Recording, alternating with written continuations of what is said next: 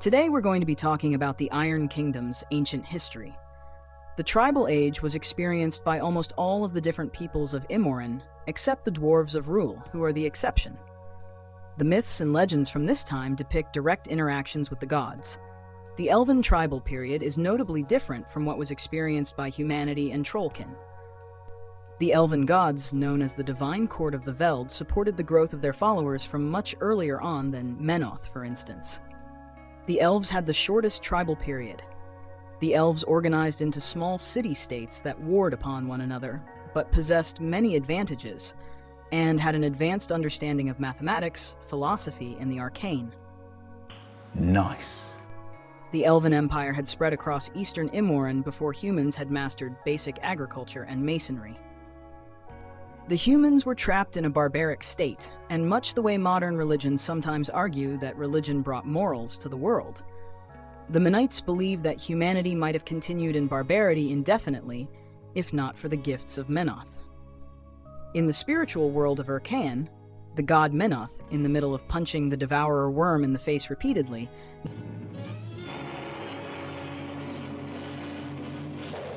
I'm joking a bit, but it doesn't exactly explain what their fight would look like, so forgive my cartoon-like imagination in this instance. He finds that the souls are his followers from back in the material plane, and builds a little home for them in Urkan, called the City of Man, where the devourer worm could not get to them, and where endless torment would await those who turned from him. After hitting the devourer worm with a salty right hook, Menoth takes a break and comes back to check on his people in the material realm, and sees that they've started worshipping the devourer worm. To those who beg for forgiveness, it is given, but many instead run into the forests to escape the divine wrath of their creator. To the forgiven, Menoth consents to bestow on them 4 gifts that will form the foundation of Menite civilization: the flame, the wall, the sheaf, and the law. This is mirrored in ancient Greek mythology of Prometheus, who stole fire from the gods and gave it to humanity, bestowing warmth, the ability to cook their food, and enabling the progress of civilization. For virtually all of history, Imoren has been separated between Eastern and Western. I imagine most of the world believes it is divided by a great desert, and it is, but it is also said to be divided by a great fissure, a wound from time immemorial. What little humanity does know of Eastern Imoren comes from a small portion of preserved records carried to Ios by the surviving refugees of Laios. They have kept their tales from the ears of outsiders, and the few who may have earned their trust deeply enough to hear these tales likely don't wish to share them and betray such a hard-won friendship. Here are the basics. Elves spread across northeastern Imoren until the Divine Court made contact. The gods took an active role in shaping Elven society and set them on the path of unification. The time of unification was undoubtedly a time of war and strife. The Laiosans learned the arts of battle that would serve them against threats from far and wide in the centuries to come. At this time, Laiosans were surrounded by many territorial and primitive tribes made up of various species, from Trollkin to Skorn. The continent of Imoren itself was different then, without the vast weeping desert that now fills its center. This region was once crossed by a myriad of rivers that divided fertile farmlands. Laios expanded its borders and began to construct vast cities. This was, of course, long before humanity broke from their tribal life.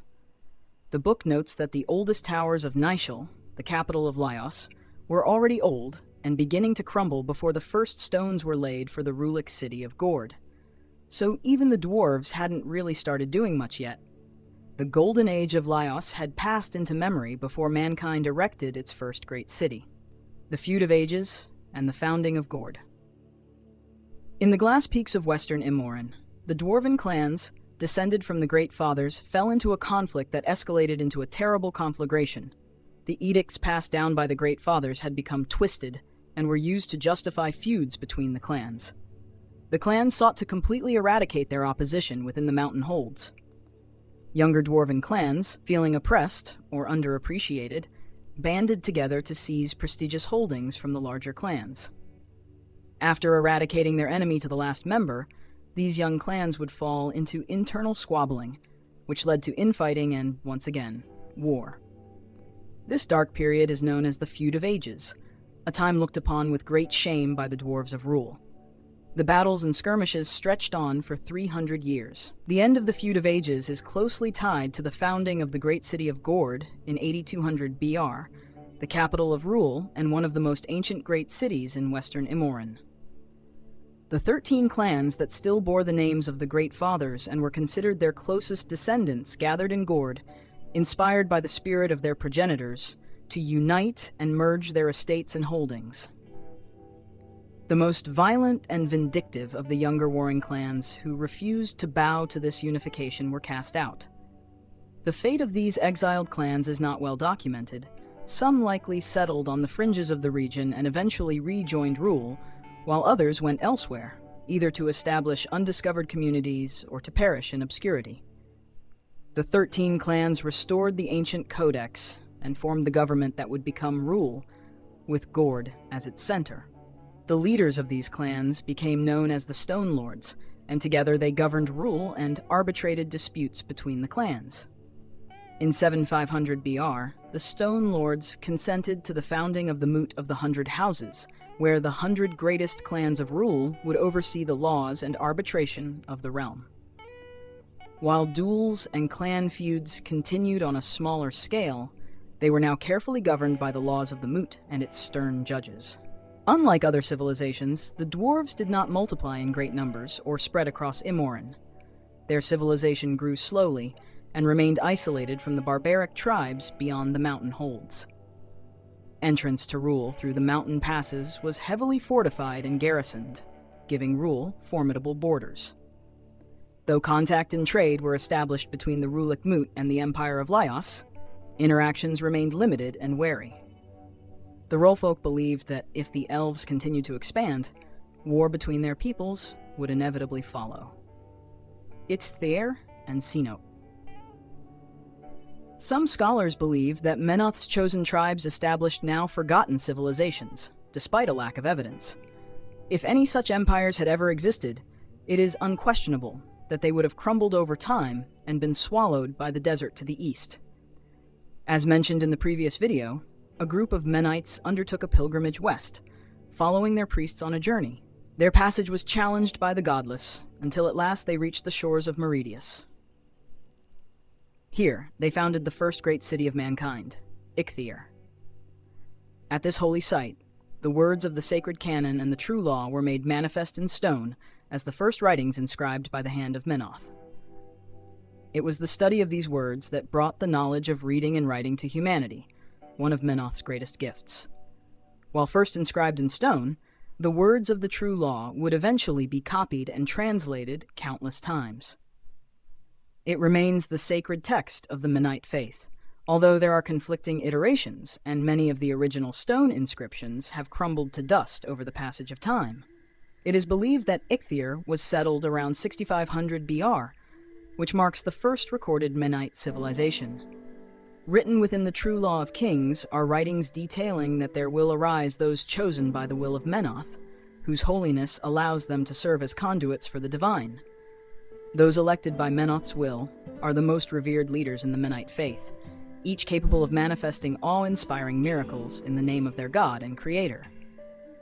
Sinot was the first of these priest-kings of Ikthyr. He was able to turn ash to grain and salt into nectar, which once again I love because it mirrors biblical stories of Jesus turning water to wine. Once again, touching upon our history and mythology, it was through him that Menoth delivered the gift of the sheaf to his people, and by his teachings Ikthyr flourished and allowed for its people to be well fed. In both the Old and New Testaments, God speaks of providing food through plant life, along with descriptions of how to make food, including healthy livestock, the creation of bread from grain, and more, which I enjoy because of its mirroring aspect and being relatable to our culture in the West. Sinot implemented aqueducts and irrigation. He also organized the laborers of the city into quarrying stone with which to build both homes and walls. Through Sinot, the Creator was able to exalt the Menites above the warring tribes that surrounded them. As early civilization grew, so did the needs of the priesthood to organize. Sanat set the first hierarchy of the Menite faith and its clergy in place.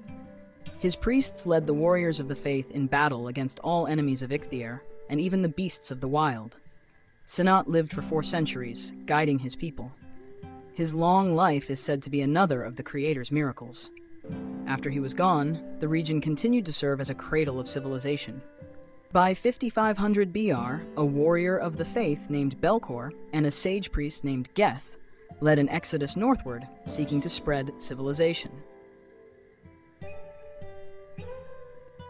Dragons exist in old legends as devilishly powerful monstrosities, once thought to be embodiments of the Devourer worm. They were indestructible horrors that passed overhead on shadowy wings, casting fire from their fanged maw upon any who offended them, and sometimes just for the fun of it.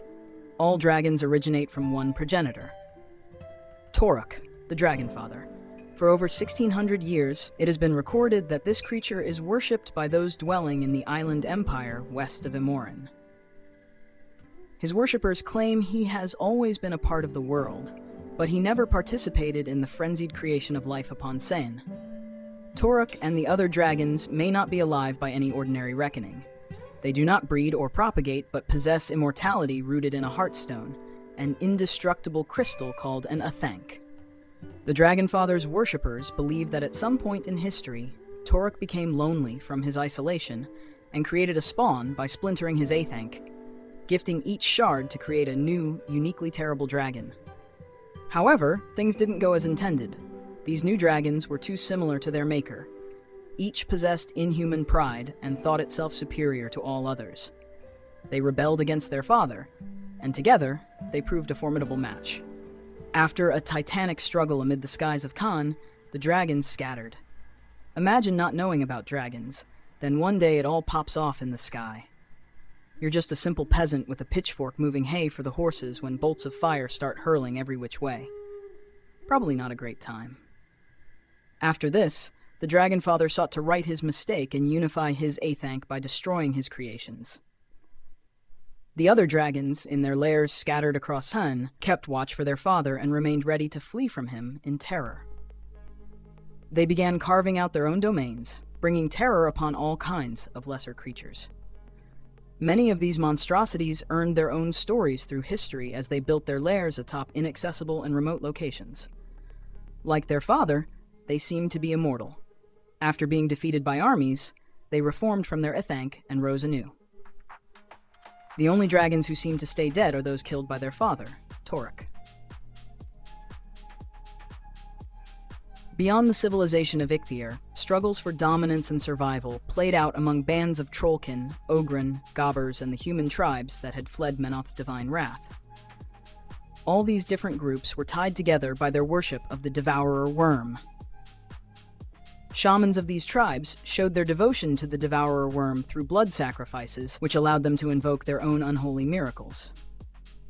These rites involved cannibalism, self-mutilation, and bloodletting, which they performed whether they could find outsiders or not. They gathered into raiding parties, targeting Menite settlements whenever they could. Though the Menites were better prepared and equipped, the Mulgur threat grew steadily. Larger bands began to raid even well-defended villages or isolated townships. The Mulgur created their own crude mongrel tongue, drawn from disparate dialects of numerous tribes. They emulated the writings of the Menites, carving into stone a crude runic alphabet. Shamans discovered that these inscriptions empowered their mystical rites. Through trade and communication from tribe to tribe, the Mulgur as a whole learned speech and writing. The historical logs of the Menites speak of attacks from the Mulgur in this terrifying tongue. They called them half-man and half-beast.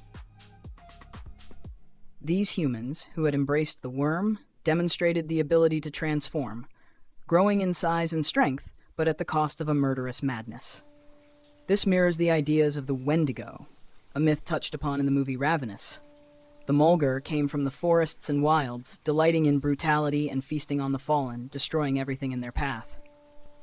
The Cataclysm in the East.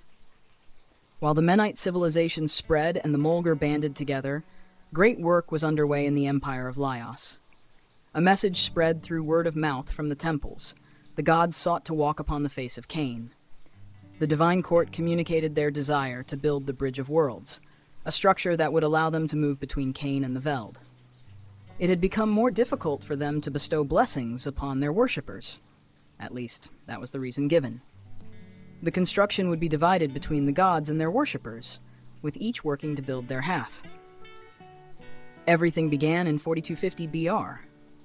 Arcane secrets were passed to the Lyosans through the priesthood, including the ability to move, direct, and manipulate heavy objects with their minds. Through arcane and engineering breakthroughs and the help of the gods, the construction of the Bridge of Worlds began. It's worth noting that it was not required for the Lyosans to understand every principle of the work, only that they follow the instructions of the gods. It's a bit of a shady move, in my opinion, similar to what H.H. Holmes said to the builders of his trap home. Sounds pretty ominous to me. Powerful arcane generators were erected beneath the Bridge of Worlds, the most impressive engineering feat ever accomplished by mortal hands. This mirrors the ancient construction of the pyramids, which no one has quite figured out how to replicate. During this time, a lattice of metal sigils was inlaid across the streets of the capital, extending for miles to distribute energy into the Cyclopean structure. Multiple generations came to maturity, joining their parents and grandparents in laboring toward their collective goal, the bridge. The people of Lyos gathered at Nishal, preparing for a festival to celebrate the unification of the gods and their people. The city was said to be filled to twice its capacity, with teeming throngs concentrated near the base of the bridge. What went wrong remains a mystery. What we do know is that all 8 gods stepped through the bridge and stood in the material realm of Cain. At that moment, the bridge exploded in an arcane torrent of vast and sweeping power. The hopes of the Lyosan people were vaporized, along with their capital and their lives. The explosion was so powerful it cracked and sundered the continent of Imoran itself. The abyss opened, exposing a chasm so deep it reached the hot arteries of the world. Nothing but devastation, and the gods stood where the bridge, millions of followers, and the capital of Nishal had been. Strange, supernatural blue-white fires spread in the wake of the explosion. These flames burned indefinitely without fuel and could not be extinguished. The very stones burned, and weather patterns across Imoran were forever changed. The small desert near the sundering of Imoran grew into a vast expanse, consuming much of the continent. Along the abyss, the explosion's energies and the resulting seismic activity birthed the Stormlands, a region of merciless rain and winds, accompanied by unrelenting lightning. This catastrophe not only destroyed Nishal, but caused such suffering across the empire that those on the fringes were set upon by wild animals, and newly created horrors arose in the wake of the arcane devastation. The gods intervened to stave off the complete eradication of their worshippers. They sheltered as many as they could, fleeing west to take refuge in what would become known as Ios. The cataclysm was so vast and sweeping that even human legends recorded it. It mirrors the great deluge myths found in many different cultures' stories of a world-engulfing flood. It was called the time of the burning sky, when the night sky became like day, though with a baleful intensity. This soon faded and was replaced by howling winds. It is said that the earth opened, swallowing entire towns on the eastern fringes of Lyos, while it rained fire for 60 days and nights. The region became known as the Bloodstone Marches. The Menites in this area scattered, with most moving up the coast to the region that would later be named Colossia. The city of Ichthyer was abandoned and not reclaimed for thousands of years. The rise of Mord. In 4800 BR, 8 centuries before the Cataclysm, a civilization began to take root in a valley amid the heavily forested region now called the Thornwood. It is thought that the first leaders of Mord were an offshoot sect from the Exodus of Geth. Fragmentary passages hint at a schism that led the founders of Mord away from Menite teachings. Nevertheless, they still inherited the gifts of Minoth through those teachings and the structure put in place by Sinat. Little is known of their culture and religious beliefs. In legend, Mord is associated with darkness and corruption. Its warriors drove the Mulgar tribes from their valley, and the people of Mord explored occult rituals forbidden in Menite society. Their warfare with the Mulgar gave rise to an aggressive and violent civilization, one with convoluted and brutal internal politics based on the rivalry between warlords. By 3500 BR, Mord was united after the warlords of 10 smaller fiefdoms came to an uneasy accord, allowing the kingdom to prosper against neighboring tribes. Unearthed records reveal that the people of Mord had been making dark pacts and practicing necromancy long before humanity mastered the arcane. Descriptions of battles from the neighboring Midar describe serpentine monsters descending from the sky on bat-like wings in answer to the call of Mordic generals.